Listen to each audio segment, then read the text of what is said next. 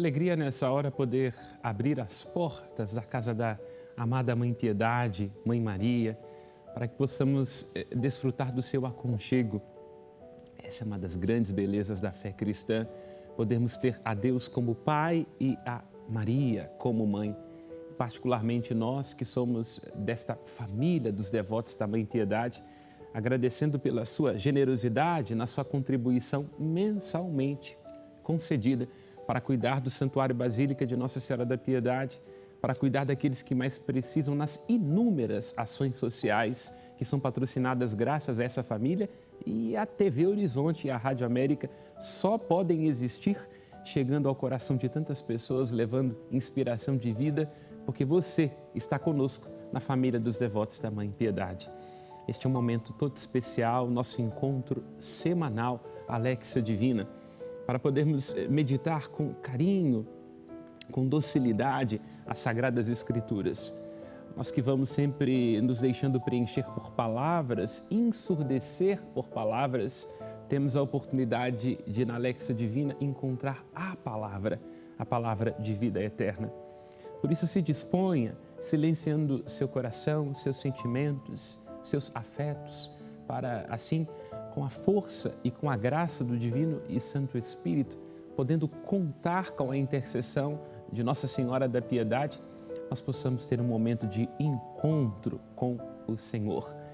Por isso nós suplicamos, Santo Espírito, Espírito que é amor do Pai e do Filho, que seja derramado nesta hora em nossos corações.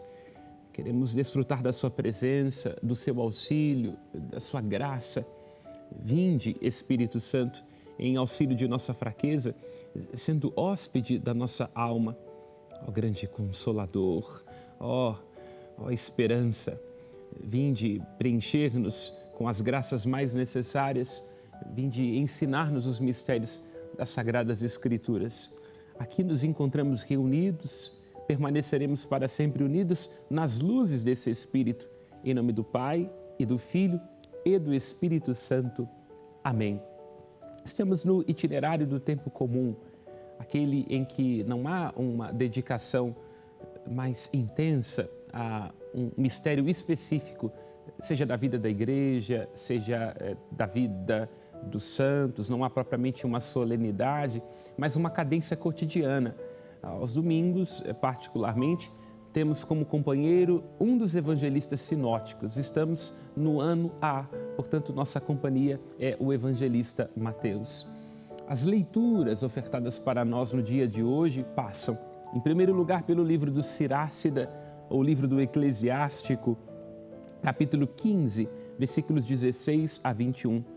Há um pedido, como é próprio da sabedoria, é nesse grande contexto que se insere o livro do Eclesiástico, capítulo 15, versículo 16, há um indicativo de observar os mandamentos para que eles nos guardam. Se confiamos no Senhor, nós também viveremos. Isto é o que está escrito no livro da sabedoria. Ecoando o livro do Eclesiástico ao Salmo 118, 119. Feliz o homem sem pecado em seu caminho, que na lei do Senhor Deus vai progredindo. Este é o maior salmo das Sagradas Escrituras e precisamente o texto que se encontra no meio dela. É um salmo todo dedicado.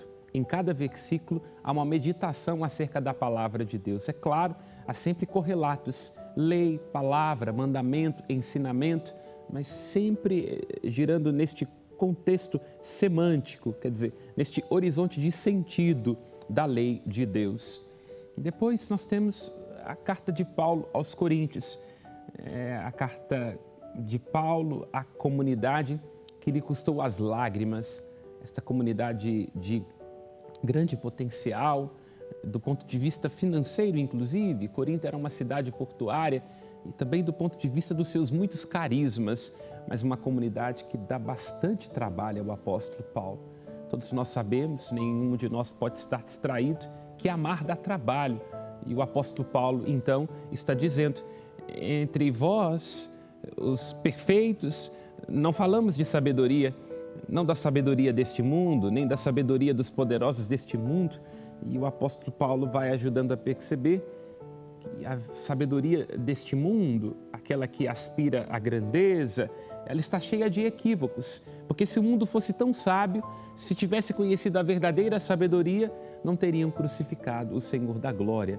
É o versículo 8 do capítulo 2 da primeira carta de Paulo aos Coríntios.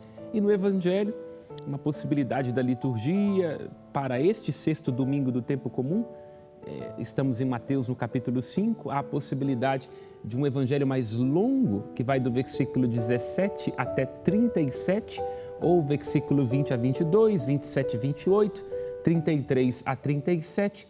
Nós temos os grandes ditos de Jesus. Aqui no contexto do capítulo 5, o evangelho de Mateus é dividido em 5 grandes livros. Estamos neste livro que é, pois, o Sermão da Montanha. Há vários ditos colocados nos lábios de nosso Senhor, ajudando a perceber como, em que medida Ele está trazendo uma nova lei, que na verdade é o cumprimento da lei antiga, levada à sua plenitude. É por isso que Ele já inicia no versículo 17, assim asseverando: não penseis que eu vim abolir a lei e os profetas. Não vim para abolir, mas vim para dar-lhe pleno cumprimento. Aqui vários ditos, iremos aprofundar alguns deles, e o tema central da justiça, que é muito importante no Evangelho de Mateus, onde se diz: se a vossa justiça, versículo 20, não for maior do que a justiça dos mestres da lei e dos fariseus, vós não entrareis no reino dos céus. E aqui vários ditos, como digo. Detenhamo-nos então, apertando os cintos, nessa doce e bela, tanto quanto provocante, porque a palavra de Deus, ela desinstala, não é uma palavra que nos acomoda. Apertemos os cintos, meditando esta léxio divina. Bom, livro do Eclesiástico, é preciso guardar os mandamentos do Senhor, porque eles nos guardarão. Essa é uma insistência que está presente muito fortemente no Pentateuco, porque a lei do Senhor Deus, ela é uma condição de possibilidade para uma vida feliz. É isso. Se a palavra felicidade no hebraico é achar, e isso tem uma acepção no hebraico de seguir o caminho, da retidão do caminho, a perspectiva é essa. Não há possibilidade de Israel ser feliz e realizada, de encontrar a paz enquanto uma condição positiva de vida, senão seguindo a lei do Senhor. A lei é dada a Moisés quando o povo sai do Egito. Ela é dada como um presente. É preciso ter claro, a lei, os mandamentos e os ensinamentos, aqui num sentido muito diferente daquela que é a compreensão nossa, segundo a tradição romano-germânica. O meu objetivo aqui não é ser pedante, nem exagerar nos elementos, mas é preciso demarcar, porque toda palavra, todo conceito é meio equívoco. A gente pode escutar uma coisa e entender outra.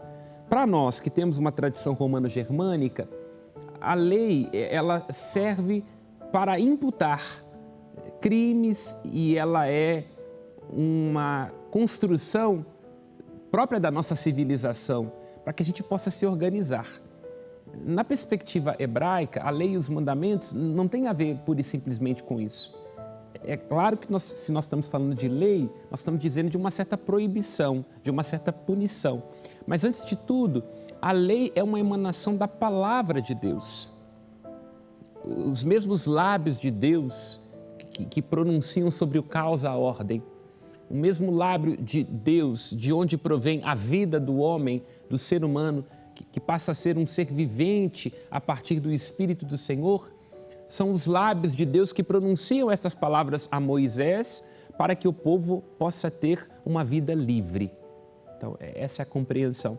Então, os mandamentos de Deus, eles são necessários porque Deus conhece Israel. E Israel só se constitui povo a partir do momento que tem uma lei. A lei como uma ordem de vida, a lei como uma orientação, a lei como uma garantia da felicidade, a lei como uma garantia do bem-estar. Por isso, tudo o que nós temos depois do Pentateuco é sempre devedor desta lei. particularmente os salmos, particularmente a sabedoria. Então, o eclesiástico ou o cirasta está incluso dentro deste grande horizonte da sabedoria de Deus. A sabedoria só é possível, sabedoria enquanto arte de bem viver, quando a nossa vida corresponde à vontade do Senhor. E aqui é um ensinamento para a existência de cada um de nós, porque hoje, sobretudo, nós entendemos que a felicidade, ela tem a ver com aquilo que nós podemos possuir, com aquilo que nós podemos comprar, que a felicidade, ela é de alguma forma um fim em si mesmo. Quer dizer, eu vou correr atrás da felicidade, eu quero que os meus filhos sejam felizes. Mas do ponto de vista espiritual, a felicidade é uma consequência de uma vida em sintonia com a vontade de Deus. E se quisermos, passando da perspectiva espiritual e ir a uma dimensão psicológica, a felicidade, ela é sempre uma consequência. Vamos pensar assim, eu quero ser feliz comprando um carro. Aí eu ando com um carro, alguém bate nele. Eu quero ser feliz com a minha esposa e com o meu esposo fazendo exatamente tudo aquilo que eu quero. Eu acabo tendo para o meu casamento uma sentença de morte, porque o outro tem o direito de ser como lhe convém. O outro pode ter uma noção totalmente diferente daquilo que significa ser feliz. E pode ser que aquilo que é felicidade para mim pode não ser para o outro, está entendendo? Então, a felicidade, do ponto de vista espiritual e psicológico, ela é uma consequência. Então, eu compro um carro para que, junto com a minha família, nós possamos ter momentos felizes ou possamos cultivar boas memórias, não é? A gente não usa muito isso no TikTok, nas redes sociais. A felicidade será uma consequência disso. Então, quando se diz, olha, é preciso guardar e observar os mandamentos, é isso. Mira nos mandamentos de Deus. Mira em fazer da sua vida uma correspondência à vontade de Deus, porque Ele sabe daquilo que nós somos feitos. Ele sabe o que é melhor para nós. E aí, essa acepção, quem observa os mandamentos do Senhor, quem guarda, quem os medita, será por eles guardado.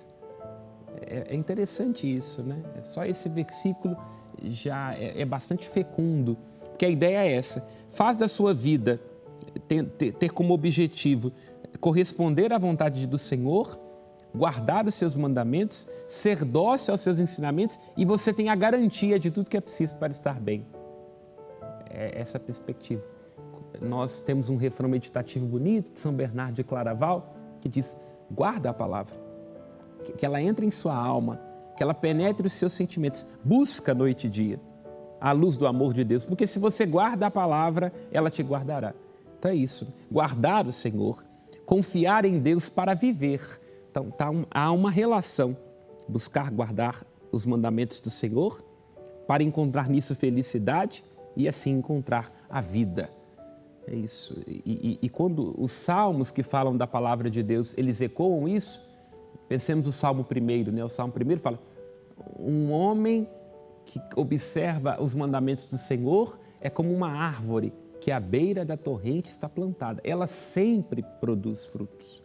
Ou quando o Salmo 118 fala: a lei do Senhor Deus é perfeita, ela faz a vida voltar. Essa que é a dimensão. Então, o respiro da nossa vida, a vida, não é?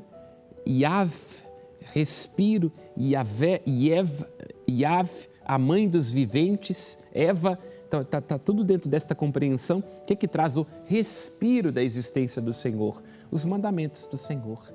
E aqui o texto do Eclesiástico ele é bem provocativo, porque ele diz que Deus coloca diante de nós a vida e a morte, o bem e o mal, e nós recebemos aquilo que nós preferimos. É bonito isso, né? Pensar que já se prepara para aquilo que vai ser desenvolvido no Novo Testamento, essa dimensão da escolha. Todos nós podemos dar na nossa existência lugar de honra para aquilo que nos traz a infelicidade. É uma questão de escolha. Você vai, mas na minha vida tem sofrimentos, tem as enfermidades, tem as perdas, tem as dificuldades. Mas ser feliz é uma questão de escolha. Quer dizer, a pessoa pode estar no pior dos contextos, ela pode estar assolada pelo maior dos males e pode escolher a vida, o bem ou a felicidade, ou a morte, ou o mal ou a infelicidade. É uma questão de escolha, é uma responsabilidade nossa. Pode ser que o sofrimento que nos aconteça, esse é o horizonte da palavra de Deus, e um horizonte até psicológico, ele não seja culpa nossa.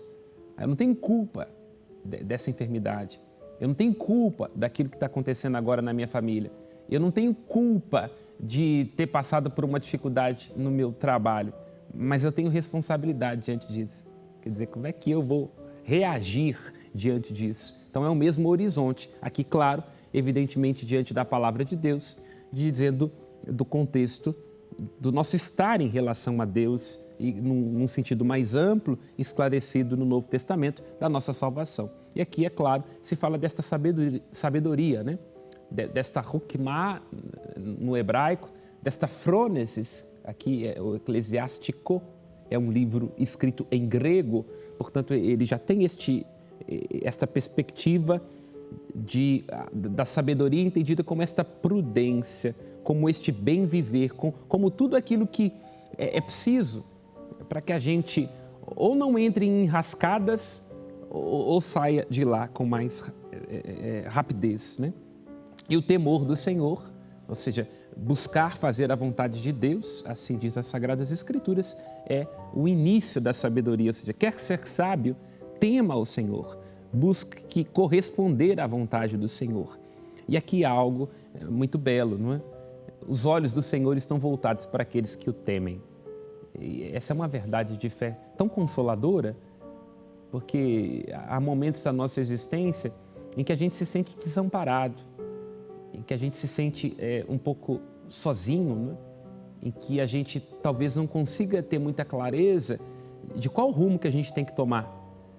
E aí o que a Bíblia está dizendo é, se você não sabe, Deus sabe. Os olhos do Senhor estão voltados para ti. A ideia seria um pouco assim, imagine um trem entrando num grande túnel escuro.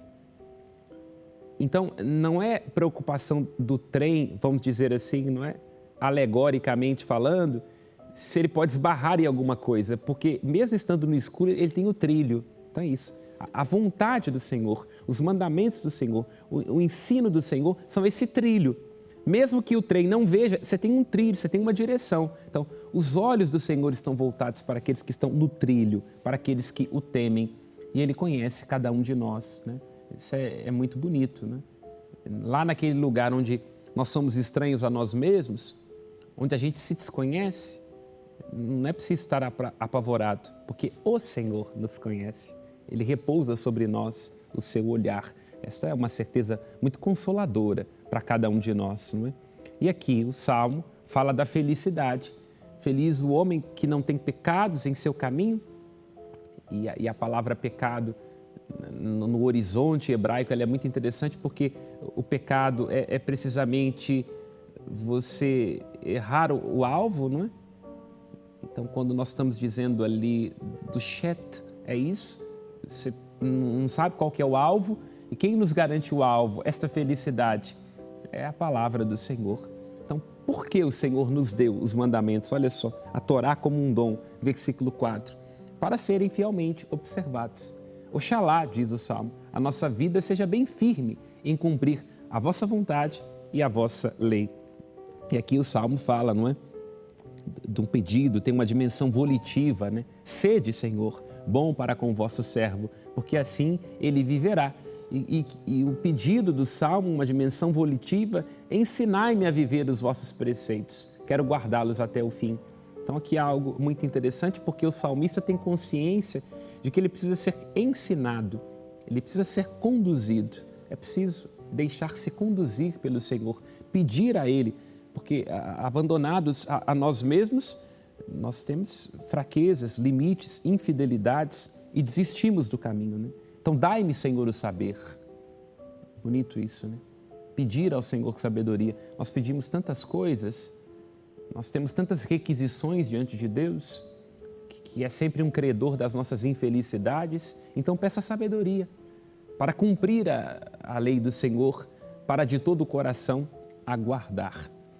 E aqui o Evangelho é muito belo, o evangelista Mateus, quando se diz: não penseis que vim abolir a lei e os profetas. Eu não vim para abolir, mas para dar-lhe pleno cumprimento. No Evangelho de Mateus, o Cristo é compreendido como um novo Moisés. Por isso, há paralelos, vá observando, né? Quando nós falamos de Sermão da Montanha, porque nós temos o Monte Sinai. Quando nós falamos dos 10 mandamentos, nós falamos das bem-aventuranças. Quando nós falamos do Cristo que se comunica à multidão, nós estamos nos recordando de Moisés, que dava ao povo os ensinamentos, o povo no deserto. Quando nós falamos da Assembleia que se constituiu, quando o povo saiu do Egito, a Kahal, nós falamos da Eclesia, da Igreja, fortemente apresentada no Evangelho de Mateus. Então Jesus está mostrando aqui que ele não é um usurpador da lei dos profetas, mas quer lhes dar pleno cumprimento. Porque, de alguma forma, se a lei é um trilho, em Jesus abre-se para um horizonte mais amplo. Porque em Jesus nós temos condição de cumprir plenamente aquilo pelo que só poderíamos sonhar no Antigo Testamento. Está muito presente nos textos do apóstolo Paulo. Porque a lei, de alguma forma, por mais que ela seja boa, santa, justa, lembra o apóstolo na carta aos Romanos, ela traz uma estrutura de desespero. Porque quando a gente percebe que não cumpriu a lei, ai de mim, como é que eu vou fazer agora? Não consegui observar os mandamentos do Senhor. Então é a graça que Cristo nos traz, é que nos coloca em condição, pela graça, de corresponder àquilo que nos exige a lei. E mais ainda, se por algum motivo nós nos extraviamos, não pesa sobre nós uma condenação, porque em Cristo nos é dada a reconciliação, né? Sempre de novo, o Senhor Deus dirige a nós a sua misericórdia através de Jesus Cristo. Entende como que Jesus soluciona a lei? Não é que ele abole a lei, é porque junto com Jesus a gente tem condição de cumprir a lei pela graça que opera em nós, graças ao Espírito que nos foi dado. E se nós não conseguirmos cumprir a lei, não pesa mais sobre nós uma condenação. Então, quando Jesus ele atravessa o sábado, o templo, a lei, ele não faz como usurpador, mas dá condição de plenamente cumprir aquilo para que aponta o sábado, o templo e a lei. É isso que ele está querendo dizer. E ele diz, porque o Evangelho de Mateus está muito nesse horizonte, não é? De uma comunidade que tem traços judaicos, que tem conhecimento do judaísmo, até poderíamos dizer muito provavelmente de uma comunidade que se converte a partir do judaísmo, quer dizer, eram judeus que se tornam cristãos. Quando nós pensamos aqui os termos, tudo aponta para isso, né? Ele diz, nenhuma só vírgula, né? Nenhum só iota será tirado da lei. Então, quer dizer, Jesus não está profanando nem a lei, nem o sábado, mas lhes dando pleno cumprimento. E aqui há algo muito interessante, olha só, versículo 21. Vós ouvistes o que foi dito aos antigos, não matarás. Ou seja, está se reportando à lei antiga. Eu, porém, vos digo, todo aquele que se encoleriza com seu irmão será réu em juízo. Quem disser a seu irmão, patife, será condenado pelo tribunal. Que bagunça, né? E pior ainda, quando nós vamos aqui, nós estamos diante de uma expressão que ela é utilizada uma única vez no Novo Testamento, né? Tem algumas expressões que elas são utilizadas uma única vez. Aqui a tradução seria, se você chama o seu irmão de cabeça de abóbora, cabeça oca, patife, você é réu do inferno, aí estamos todos nós condenados, né? Que situação, não tem gente que a gente olha e fala assim, nossa senhora, essa pessoa foi privada da inteligência, né? Na fila do conhecimento divino, na hora que ela foi ser criada, ela foi colocada de lado. Todos nós em algum momento fazemos isso, mas o que permanece no sentido espiritual dessa admoestação de Cristo? É que não é apenas sobre uma questão externa, de que todos nós temos que tomar cuidado com uma palavra que condena o outro e que é possível matar alguém por aquilo que nós dizemos. É isso, olha, a lei aparece num primeiro momento que está dizendo de coisas externas, ou seja, as últimas consequências. Você não pode matar o seu irmão. Você vai dizer assim, mãe, eu não matei ninguém. Aqui seja me permitido dizer, não evidentemente lembrando de ninguém, nem dizendo do pecado, nós no confessionário costumamos, a pessoa senta e fala assim, padre, eu não roubei e não matei. Aí a gente fala assim, nossa, pensa, graças a Deus. Então é isso, Jesus está dizendo, não basta dizer, não roubei e não matei, porque a maioria de nós nunca será assassino do ponto de vista físico, das últimas consequências. Mas como em nossas ações, em nossas palavras, em nosso julgamento, um olhar pode matar alguém, tá entendendo? Então Jesus está dizendo, olha, não é sobre questões grandes e exteriores, mas é sobre questões íntimas e profundas. Naquele lugar onde uma atitude nossa pode ser diabólica, destrutiva e homicida. É isso. A gente pode ser homicida por aquilo que está dizendo. Então, Jesus está mostrando que aquilo que ele vem trazer, a sua lei, é uma lei que tem a ver com as pequenas coisas, que tem a ver com decisões profundamente íntimas e de uma consequência que pode estar estabelecida a partir de nossas ações, que num primeiro momento, para quem não tem essa finura dessa consciência, entende? O cristão é alguém que tem uma consciência sensível, transformada, alguém que se arrependeu, teve uma metanoia, uma mudança de mentalidade. Temos que estar atentos nas pequenas e nas mínimas relações. Precisamos ser fiéis no pouco. E aqui ele diz de uma série de coisas, não é? Olho por olho, dente por dente e vários outros ditos, não teremos condições de aprofundar, mas que valem a pena. Que cada um de nós olhe, né, nas nossas relações, vendo os 10 mandamentos a partir aqui do Sermão da Montanha, para perceber no nosso olhar, na nossa palavra, nos nossos julgamentos, em que medida a gente não está estabelecendo relações diabólicas. E Jesus termina dizendo que o seu sim seja sim e que o seu não seja não. Quer dizer, não há desculpa para seguir na direção errada, não há desculpa para não amar, inclusive nas pequenas coisas, e para não ser cristão, mesmo nos pequenos atos, nos atos sem testemunhas. Agradeço pela sua companhia, que momento todo especial, que a graça de Deus te confirme com as bênçãos mais necessárias, pela poderosa intercessão de Nossa Senhora da Piedade. O Senhor Deus te abençoe em nome do Pai, do Filho e do Espírito Santo. Amém. Ânimo, porque todo sofrimento é passageiro. Coragem, a recompensa será a vida eterna. Até a nossa próxima meditação.